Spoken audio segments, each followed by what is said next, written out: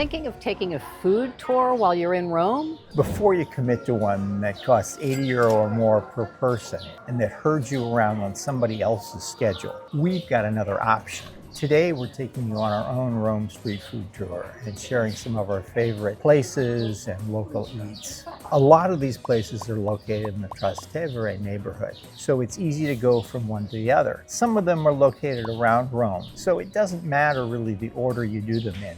What matters is that you try these foods. Come along with us and we'll introduce you to Rome's best street foods, where to enjoy them, and we'll give you the backstory on each one. Andiamo!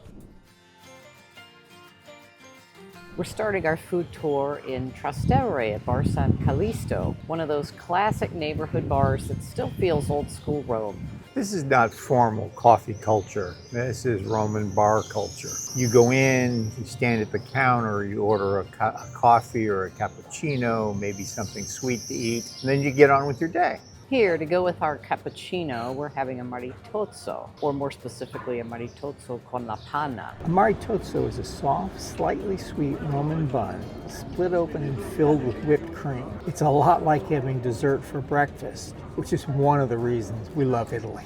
The dough itself can have things like olive oil, honey, orange zest, raisins, or candied fruit mixed in, depending on the version. But the maritozzo most visitors recognize is just the big dramatic one with whipped cream spilling out of the middle. It's delicious and it's impossible to eat elegantly. Don't be surprised if you end up with whipped cream all over your face. The name comes from marito, which means husband. There's a romantic story that young men would give these to the women they hoped to marry, sometimes even hiding a ring or a little gift inside. Even if that story isn't true, it's a great excuse to eat whipped cream for breakfast. An important side note about ordering coffee in Italy. If you order a latte, as you might back home at Starbucks, you're going to get a glass of milk, because that's what latte means in Italian. If you want what Americans call a latte, ask for a cafe latte. Better yet, give yourself a cappuccino. Another thing to know about Italian bars, often, especially in touristy areas, it will cost you more to order and drink coffee sitting at a table than it will standing at the counter. Now we're going to go into the biscottificio artigiano o innocente.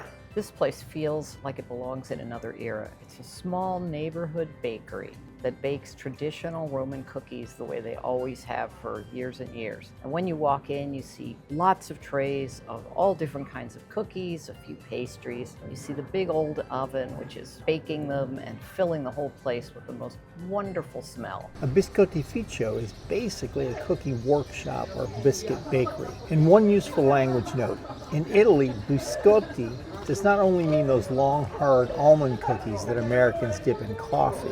In Italian, biscotti just means cookies. So you'll see all kinds. Almond cookies, jam cookies, rustic butter cookies, little ring-shaped cookies, and ones with nuts or chocolate or shaped like hearts. You point to a few things, you buy them by weight, and you've made yourself a little cookie assortment. That makes it a great stop along a food walk because you don't have to commit to a big dessert. You just walk in, you fill a bag with a few cookies, and then you can snack as you go.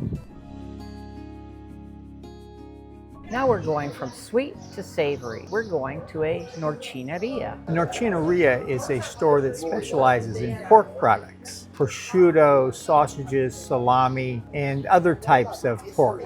The word comes from Norcia, a town in Umbria that has been famous for pork butchery and salumi for centuries. At Norcina di Iacozzoli in Trastevere, the thing we love is porchetta. Porchetta is one of the great foods from central Italy. It's a deboned pig layered on the inside with salt, pepper, garlic, rosemary, fennel, and other herbs, then rolled, tied, and slow roasted until the meat is tender and the skin is crisp.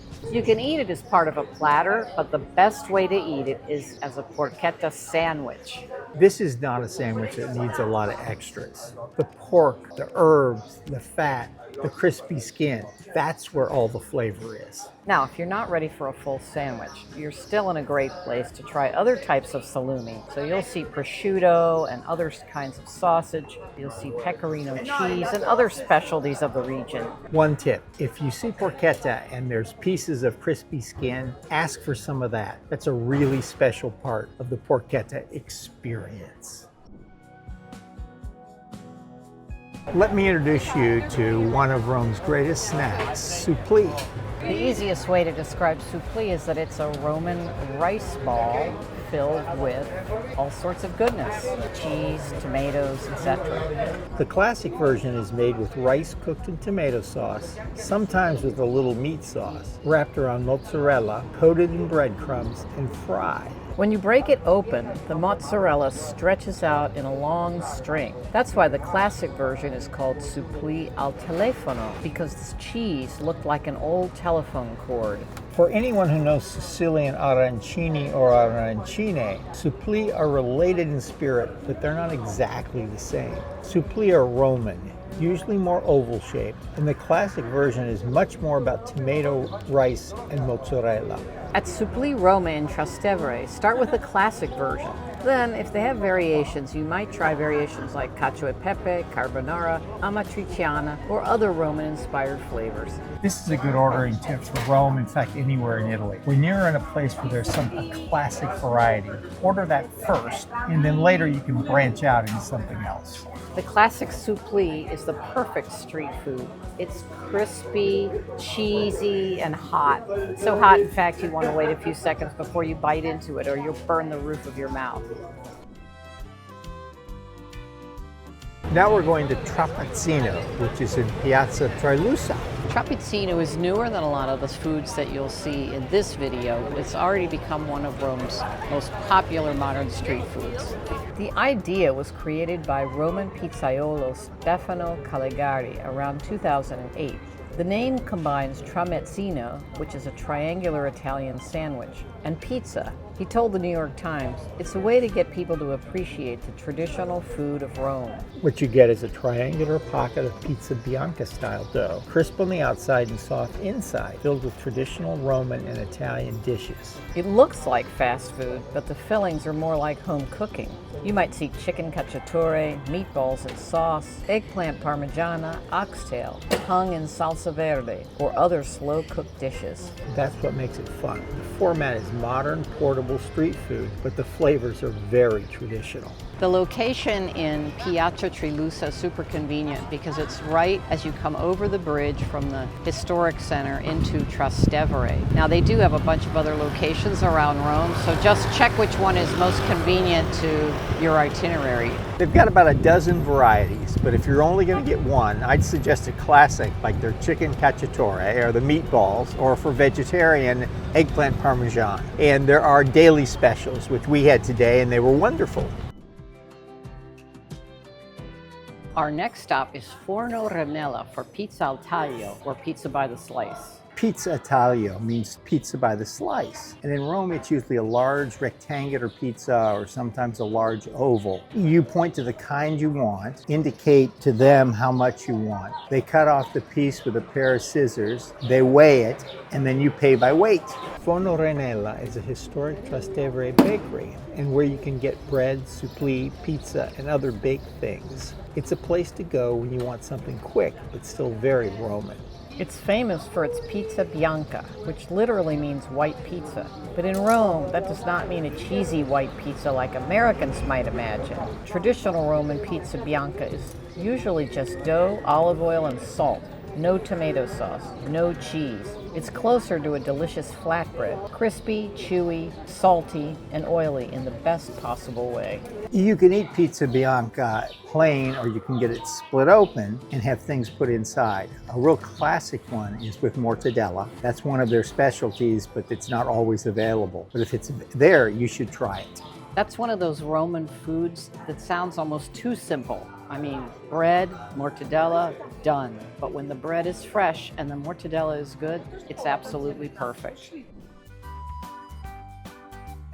We're going to Pastificio Guerra, which is a little pasta shop near the Spanish Steps. So it's very convenient when you're going to see that very popular tourist attraction. Pastificio is a pasta shop, a shop that sells pasta. And this one has both cooked, ready-to-eat pastas in individual servings, and they also sell, of course, packages of dry pasta that you can take home and make yourself. Pastificio Guerra is famous with budget travelers because they usually serve a couple of hot pasta dishes of the day, takeaway style, at a very reasonable price for that area. And that matters because near the Spanish Steps, it's very easy to spend a lot of money on mediocre food. Considering the pasta is already made and ready to serve, it's surprisingly tasty.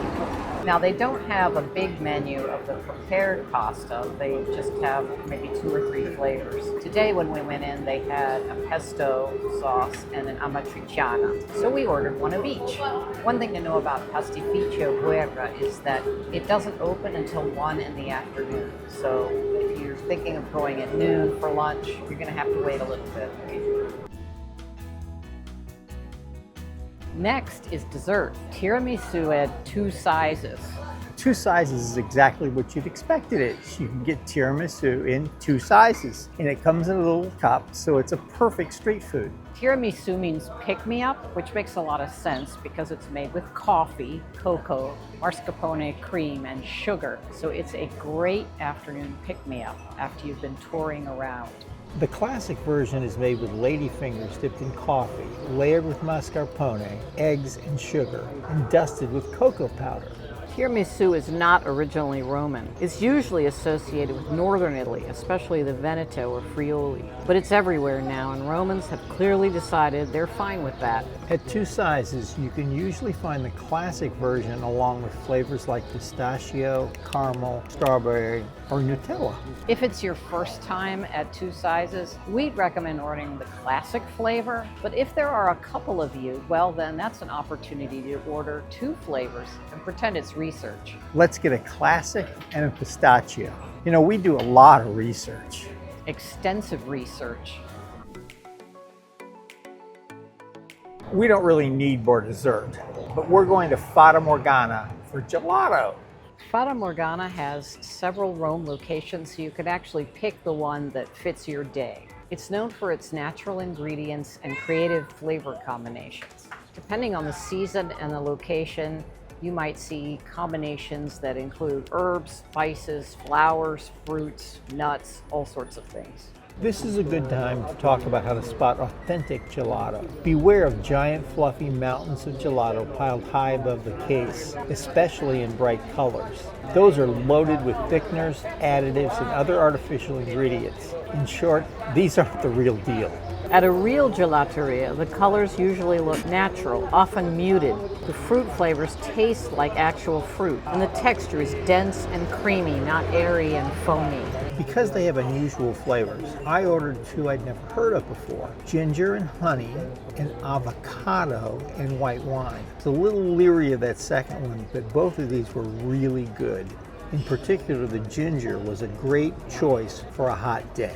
99% of the time I order pistachio because that is my favorite flavor, but it is hot, hot, hot today, and plus I figured I'd get out of my comfort zone and try something new. So I have lemon and basil and ginger and honey, and they're both really good. Lemon and basil is so refreshing on a hot day.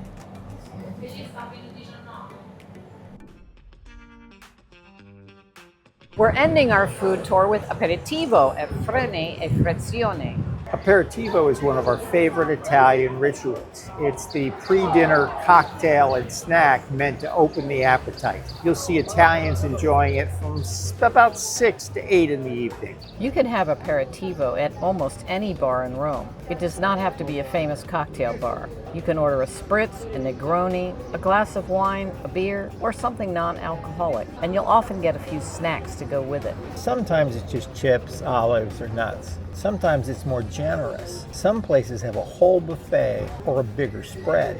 One of our favorite places is Freni e Frizioni in Trastevere. The name means brakes and clutches because the building used to be a mechanic's workshop. Now it's a very popular cocktail and aperitivo spot right near the river. If you want to keep going afterward, you're in Trastevere, so there's plenty of dinner options nearby. Although after this food tour, I doubt you'll have any room for dinner. If you want more tips about eating in Italy, watch these videos next. Ciao for now. A presto!